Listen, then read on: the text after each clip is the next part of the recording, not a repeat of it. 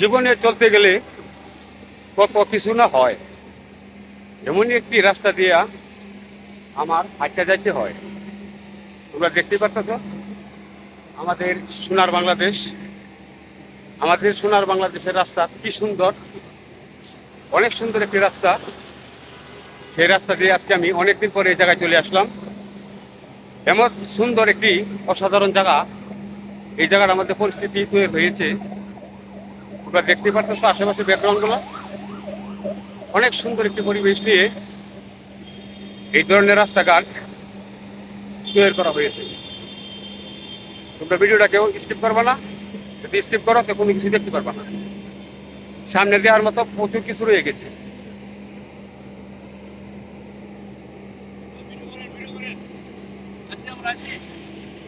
কিছু কিছু ভাই বাজাররা আমার আশেপাশে দিয়ে চলে যাচ্ছে, এত সুন্দর রাস্তা দেখে মুখের ভিতর হাসি খুশি চলে আসছে। সেটাই আমাদের সোনার বাংলাদেশ। তোমরা দেখতে পাচ্ছ কি সুন্দর একটি রাস্তা। এরকম ধরনের রাস্তা দিয়ে অনেক সময় আমরা কোনোদিন কল্পনা করতে পারি নাই যে এরকম ধরনের রাস্তা দিয়ে আমরা কোনোদিন হাঁটতে পারবো। তোমরা দেখতে পাচ্ছ প্রচুর দিকে মানুষ মানুষ আর মানুষ, আর রাস্তাগুলো কত সুন্দর। এই রাস্তা দিয়ে হাঁটতে যাওয়ার মতো অনেক অনেক নিরাপত্তা এই জায়গায় দেওয়া আছে। এই জায়গার ভিতরে ইচ্ছা করলেই কোনো কিছু করা সম্ভব না। প্রচুর চতুর্থ সাইড সবসময় মানুষ এই জায়গায় অবস্থান করে। দেখো তোমরা যদি ভিডিওটা তোমরা স্কিপ করো তো অবশ্যই তোমরা কোনো কিছু দেখতে পারবা না।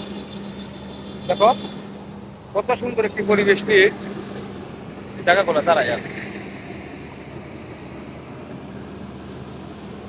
তোমরা যদি ভিডিওটা স্কিপ করো তাহলে তোমরা কোনো কিছু দেখতে পারবা না। অসাধারণ অসাধারণ,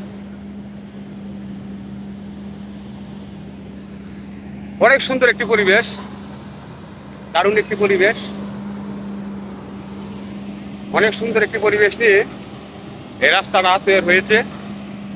এই রাস্তাটার লোকেশন গাজীপুর বাইপাস, এটাকে বলা হয় চিটাগাং রুট। এই রাস্তাটারে বলা হয় চিটাগাং রুট। এই চিটাগাং রুট নামে এই রাস্তাটা পরিচিত। দেখতে পাচ্ছ প্রচুর প্রচুর মানুষ এই জায়গায় দাঁড়ায় আছে, প্রচুর অনেক অনেক মানুষ এই রাস্তাতে চলাফেরা করে। এই রাস্তাটার দুই সাইডে গাড়ি চলার জন্য আলাদা ব্যবস্থা করা আছে।